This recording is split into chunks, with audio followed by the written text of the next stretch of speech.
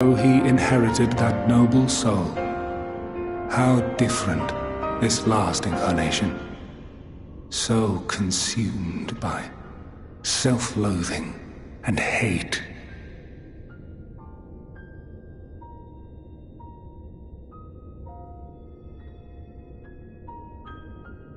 Elpis. Yes, the name is familiar to me. Yet I know it not as a flower, but a place. A testing facility for determining which of our creations were fit to be released into the world. Many worked there, and before joining the convocation and assuming the title of Fandaniel, he was their chief. He was Hermes.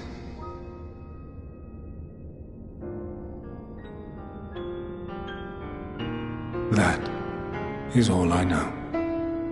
The crystals tell little of the lives the 14 led prior to their induction. Elpis itself would tell even less. Nary a ruin has survived.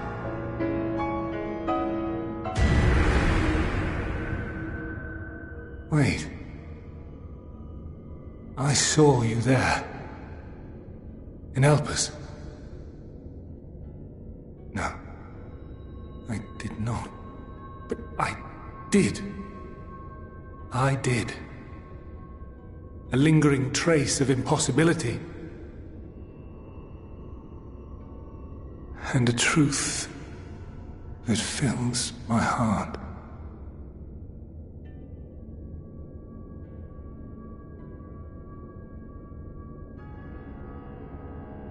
My memories remain clouded, I fear. However, they have revealed to me one possible course. You must travel to Elpis, to the time when Hermes served as its chief. In glimpsing the Exarch's memories, not only did I make his summoning magic mine own, I also mastered the workings of this tower, which, having absorbed my empowered essence, now harbors an abundance of energy. As such, I believe I can deliver you unto the past, unto that place and that precise moment. Given the eons that must be traversed, the gateway will not be fully formed. Your form will be less tangible still than those warriors of light I had summoned. In all likelihood, none will be able to see or hear you. Yet even should you manage to interact with others, you will be unable to effect meaningful change. For the reality you wish to save, the reality to which you must return, exists as a result of the final days. You cannot reshape the past to undo the tragedies of the present. Cannot unmake the sorrow and suffering fated to come. In full knowledge of this, will you still entrust your life to your foe and make the journey?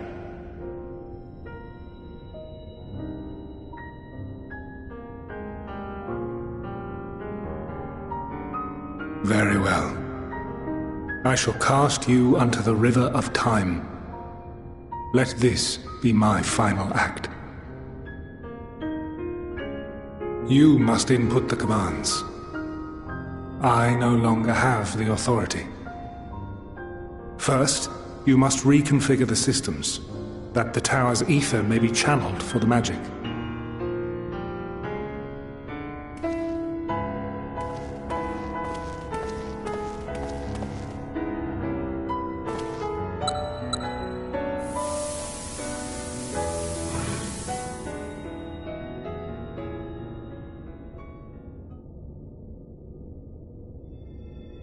The preparations are complete.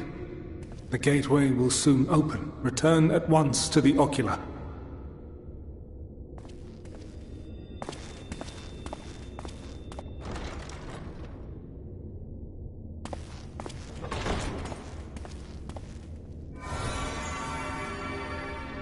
All appears to be in order. The ether flows unimpeded.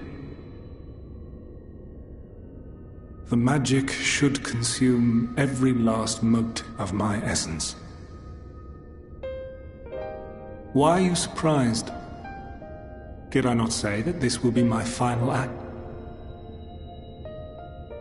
Lord Zodiac is no more. There is nothing for me here. The ones I love and long to see again are waiting in that promised land, beyond memory and dream.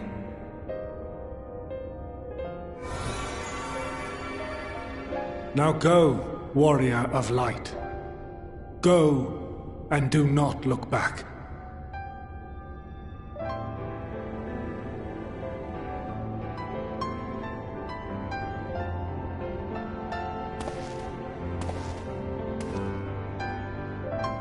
Well, Hydaelyn, I take leave of you. Yours is the mantle of the last of us. May you have the joy of it, the burden and the solitude. It falls to you now. You and your champion to save our star.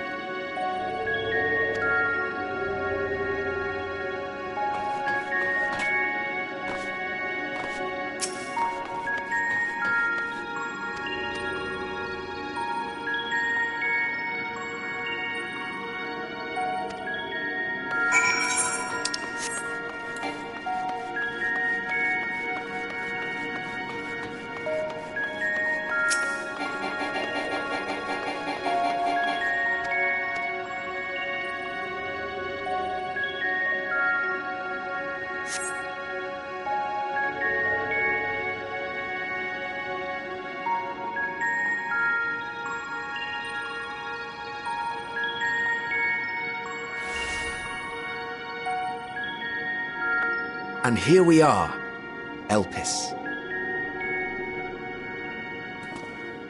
Well, well, how rare to receive you in person. To what do we owe the honor? Oh, just a few odd tasks. We'll be here a while. You're welcome to stay as long as you see fit, of course. As a matter of procedure, however, I must ask that you kindly remove your masks.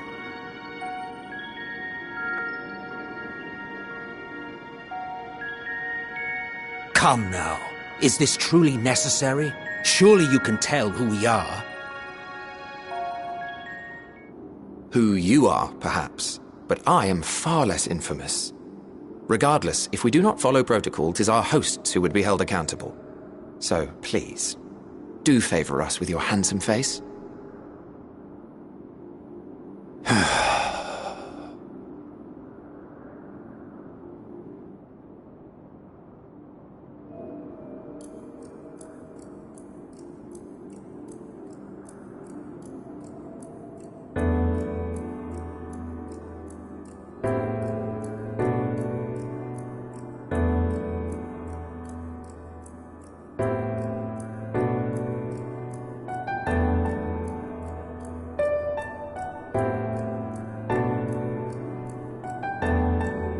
Satisfied? I thank you for your cooperation. You are free to go about your business.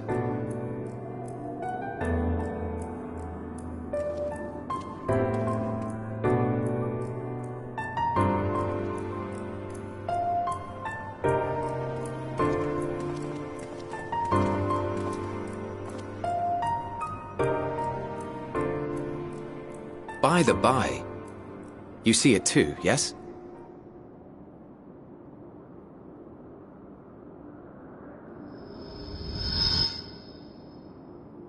I haven't the foggiest what you're talking about.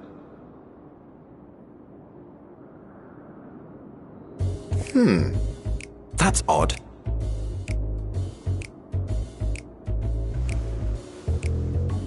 It's right here. A bit thin in the ether, but there's no mistaking it. The color of its soul is almost identical to Azem's. Do you suppose he created it? Rather unusual for a familiar to have a soul, though.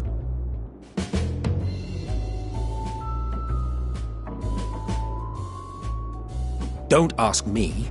All I know is that it's trouble. Doubly so if it's his spitting image. So let's leave it be. Come now.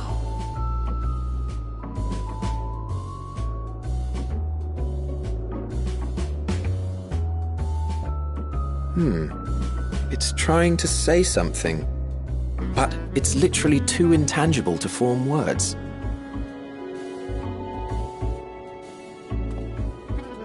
Why don't you give it some ether? Spare a snifter of your bounteous reserves.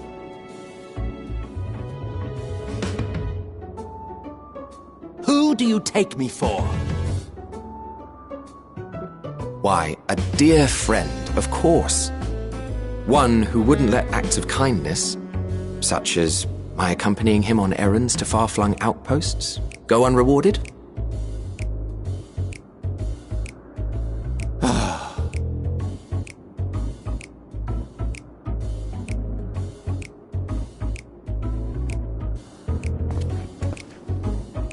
I suggest you close your eyes, or this may be unpleasant.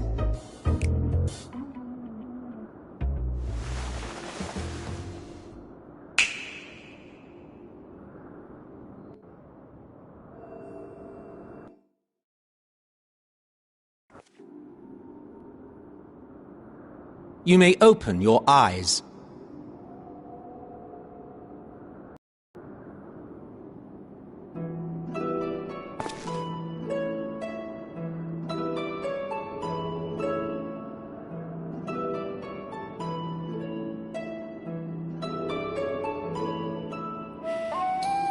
Oh, you even adjusted its size. The better to indulge your whim. This way, it will be easier to communicate. How very thoughtful of you. And may I applaud your artful reinforcement. Without further ado then. Greetings! I am Ffxiv, Chief of the Bureau of the Architect. Sulking beside me is the most honourable Emmett Selk of the Convocation of 14. And how might we address you, my new friend?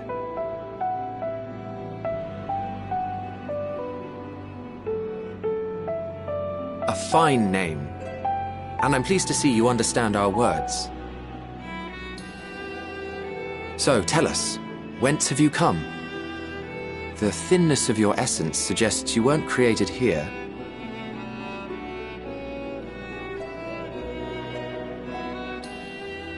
You do not know? Or cannot say? Allow me to ask a different question then.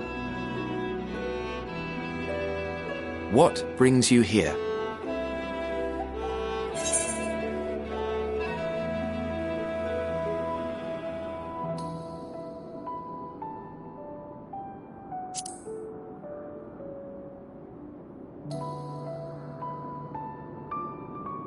Well now, the same as us. Perhaps Azim wished to come too, but had to settle for a familiar. If he truly wished to be here, then he would be. Right you are. My apologies if we've given offense.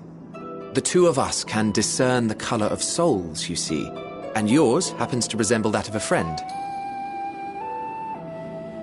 And with your purpose matching our own besides, we jumped to a hasty conclusion.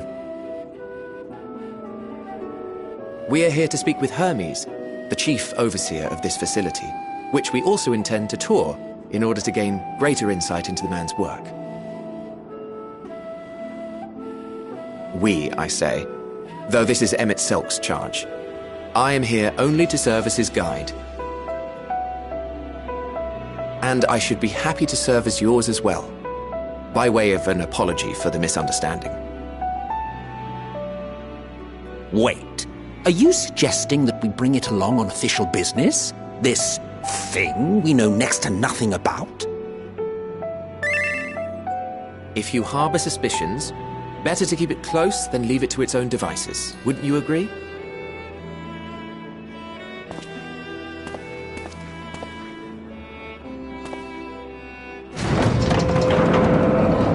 Besides, having a mysterious life form in tow is the norm rather than the exception here.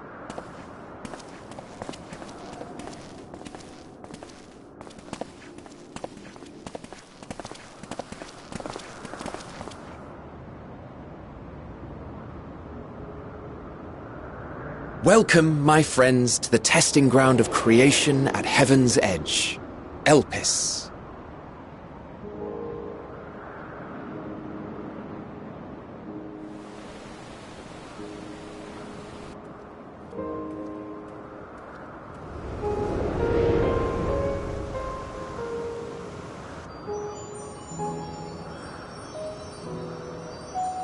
This presence.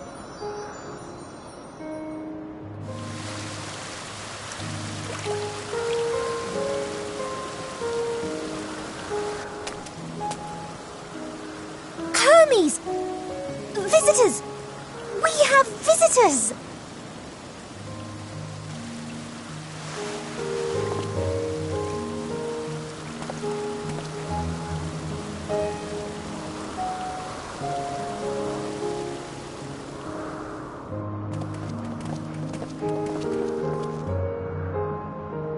What secrets are you hiding, I wonder?